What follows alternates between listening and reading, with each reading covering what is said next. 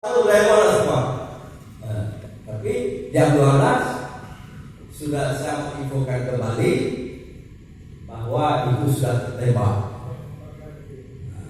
Yang membakar mobil, yang menyuruh bukan membakar, yang menyuruh, yang membakar.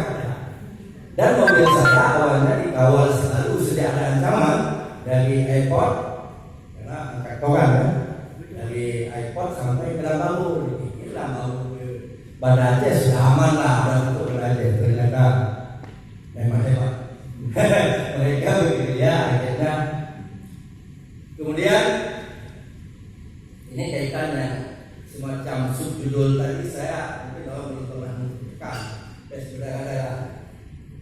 Jadi juga oleh Jabatan Penerangan Jepang itu mengirim juruwata ketika akan dieksekusi dan terjadilah perang di Pandra.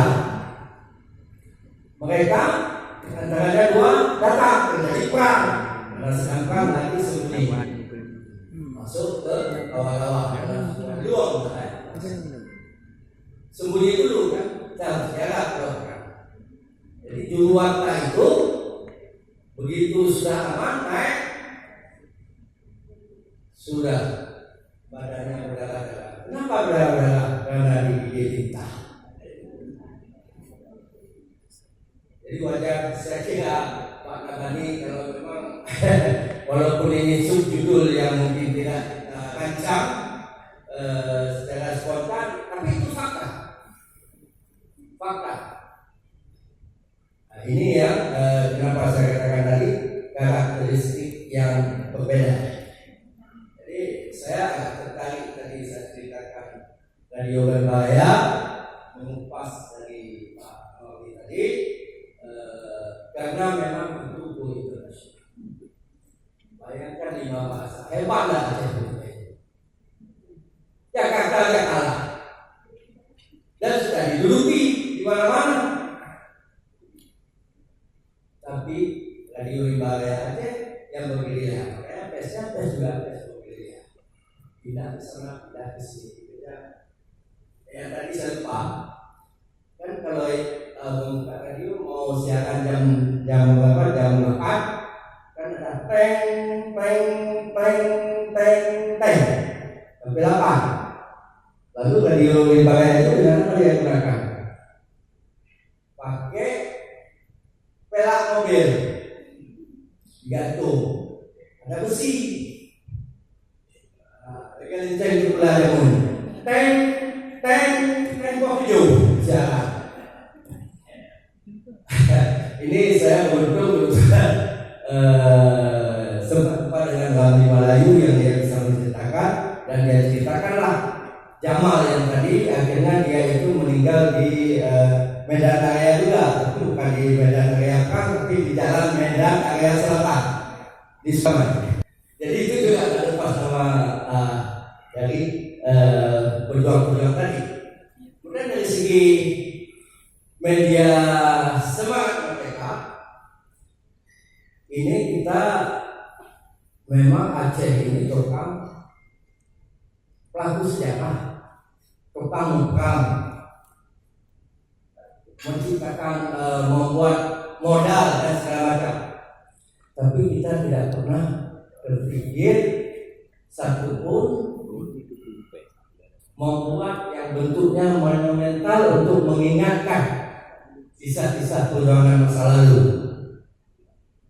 Bapak Ibu semua sudah keliling Aceh, di Banda Aceh, apalagi tadi sudah disinggung oleh Pak Mawaki, di situ dicetak uang, di situ dicetak koran, di depan di jalan di Ponorogo, di sini ada kereta api, di sini ada Sabangkoi, di sini Masjid Raya, di sini ada pelabuhan, namanya Pelabuhan Noto.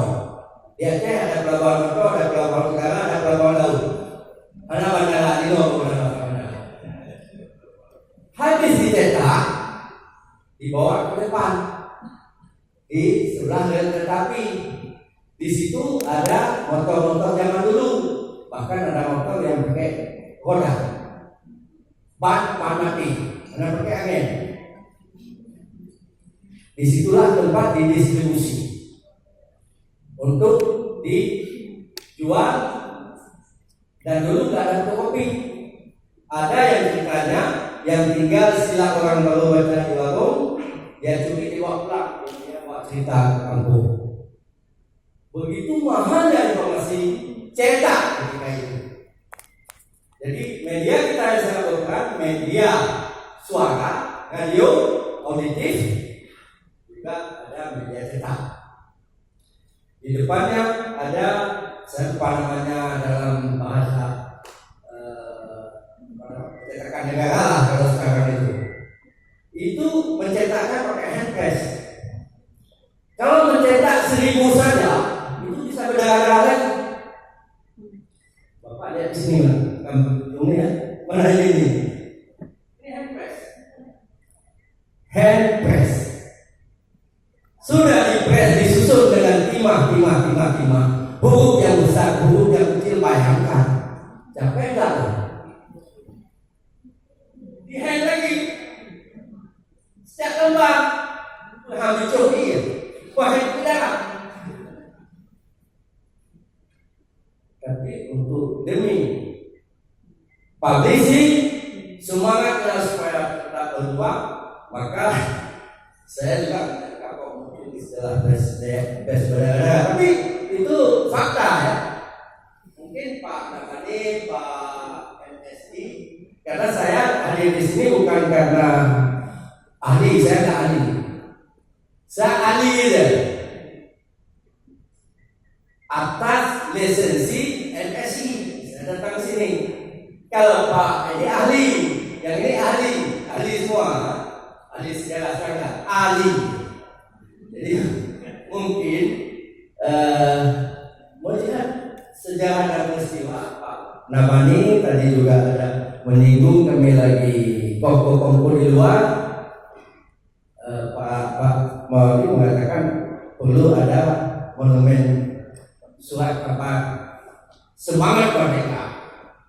Saya bilang ya, tepat dengan kearifan lokal kalau nama surat kabar. Buat aja koran semangat merdeka. Sebuah monumen. Kebetulan Pak, saya sangat bersemangat ketika Pak Nabani menelpon saya suatu ketika bahwa nanti kita bisa begini. Sangat penting saya. Kenapa? Hanya Aceh yang belum ada begini berjuang pada ada. Tidak ada monumen. Tugu pun tidak ada. Ki Jambi yang lahir kemarin sore tidak masuk dalam kancah perjuangan. Mereka adalah pemekaran dari Sumatera Tengah. Sumatera Tengah itu mati induk, hiduplah Sumatera Barat, lahirlah Sumatera Riau, lahirlah Jambi, baru Sumbaksel dan lain-lain. Tapi kok kota kecil yang dulunya nggak bisa kita tempuh ke Jambi itu, namanya aja dengan baru beberapa tahun aja bebas, dulu terkenal dengan suku kubunya kan. Kok sudah ada, kok kita nggak ada.